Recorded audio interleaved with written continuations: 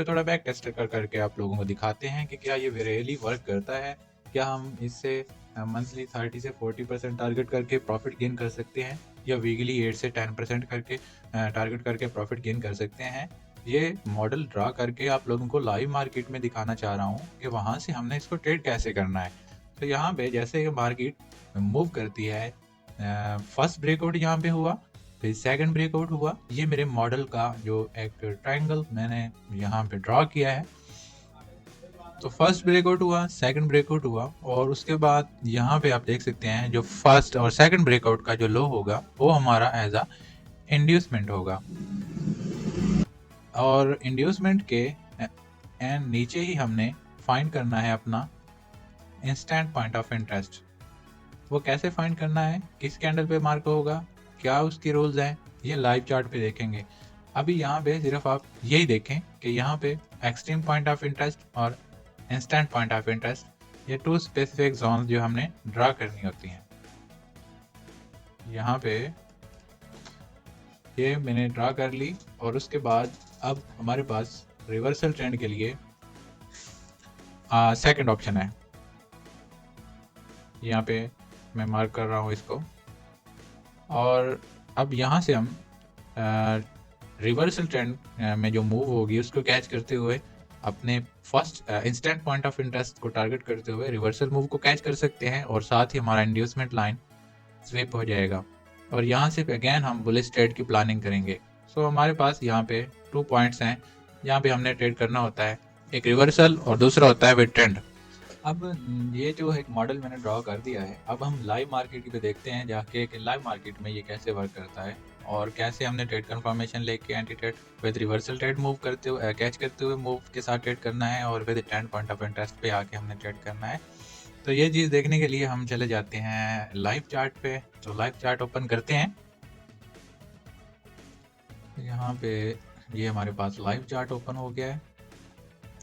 यहाँ पे हम क्या करेंगे, अपना सेम मॉडल फाइंड करेंगे। ये हमने 4 आवर का चार्ट ओपन किया है यहाँ पे, और हम देखते हैं कि यहाँ पे क्या सीन चल रहा है। 4 आवर के चार्ट में अगर हमने देखा तो यहाँ पे हमने क्या देखा कि यहाँ पे हमारे पास एक ब्रेकआउट ऑफ मार्केट स्ट्रक्चर था। यहाँ पे इसको हम लिख देते हैं as a breakout of market structure, और उसके पीछे अगर हम देखें तो एक ब्रेकआउट ऑफ मार्केट स्ट्रक्चर यहाँ पर भी मौजूद है, इसको भी मार्क कर देते हैं हम। और उसके बाद फिर हमारे पास जो इंड्यूसमेंट था वो इंड्यूसमेंट हमारे पास यहाँ पे हमें मिल गया था इस कैंडल पे, ये हमें इंड्यूसमेंट मिल गया था। अब इंड्यूसमेंट की क्या प्रॉपर्टीज़ हैं, इसकी की क्या खसूसियात हैं, क्या रूल है इंड्यूसमेंट को अप्लाई करने के लिए, वो मैं आप लोगों को इन डेप्थ नेक्स्ट वीडियो में बताऊंगा। फ़िलहाल हम कर रहे हैं टेस्टिंग, बैक टेस्टिंग। सो हमने मॉडल को ड्रॉ करना है।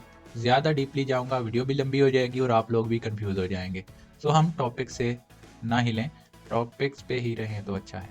यहाँ से first breakout of market structure, यहाँ इंड्यूसमेंट हुआ और इंस्टेंट पॉइंट ऑफ इंटरेस्ट से प्राइस ने रिस्पेक्ट किया और डाउनवर्ड साइड गिर गई।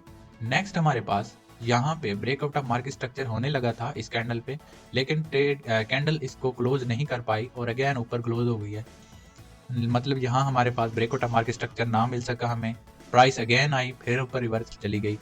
उसके बाद फिर ब्रेक किया इस कैंडल के साथ, लेकिन क्लोजिंग नीचे नहीं दी, और ये सेकंड कैंडल ने यहाँ पे आके क्लोजिंग दी, तो ये हमारे पास breakout of market structure confirm हो गया। उसके बाद हमारे पास यहाँ पे second breakout of market structure हमने फाइंड किए, यहाँ पे लिख दिया मैंने। उसके बाद हमें इंड्यूसमेंट चाहिए था, तो इंड्यूसमेंट हमारे पास ये वाला एरिया था जो मैंने ड्रॉ कर दिया इंड्यूसमेंट इस पे। इंड्यूसमेंट के बाद फौरन ही एक हमारे पास यहाँ पे इंस्टेंट पॉइंट ऑफ इंटरेस्ट था, तो मैं इसको ड्रा कर देता हूँ। अब प्राइस ने on peak point of interest को टैप नहीं किया और पहले ही गिर गई। क्यों गिरी? क्योंकि यहाँ पे fair value gap in imbalance मौजूद था, जो मैं यहाँ पे मार्क करने लगा हूँ, और फेयर वैल्यू गैप के 50% से ही मार्केट ने इस प्रेशर को फेस करते हुए, बेरिश प्रेशर को फेस करते हुए यहाँ से सेल हो गई डाउनवर्ड साइड। यहाँ से गिरी प्राइस डाउनवर्ड साइड और हमें अगेन एक ब्रेकआउट ऑफ मार्केट स्ट्रक्चर मिल गया यहाँ पे। उसके बाद अगेन हम देखते हैं कि प्राइस ने हमें यहाँ पे इंड्यूसमेंट कहाँ पे दिया। अनफॉर्चुनेट यहाँ पे हमारे पास इंड्यूसमेंट नहीं था, अदरवाइज ट्रेड ने ट्रेंड को फॉलो किया और यहाँ से अगेन डाउनवर्ड साइड गिरी और इस एफवीजी जोन को गालबन फॉलो किया, लेकिन इस पर टैप नहीं किया और गिर गई नीचे।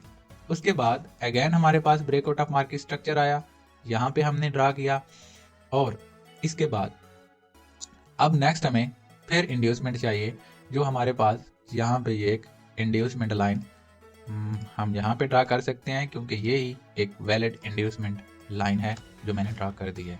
अब नेक्स्ट क्या करना है, यहाँ पे हमने instant point of interest find करना है जो कि यहाँ पे है।